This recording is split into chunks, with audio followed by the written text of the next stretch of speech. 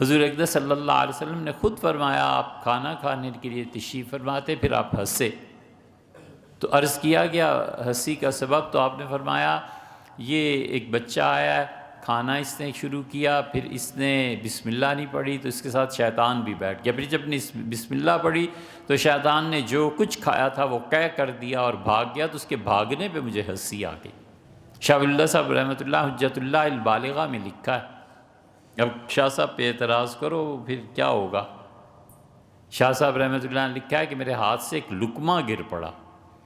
اور وہ لقمہ اتنی دور تک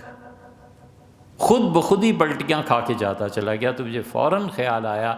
کہ حضور صلی اللہ علیہ وسلم نے فرمایا تھا کہ جنات تمہارے ساتھ کھانے میں بیٹھ جاتے ہیں،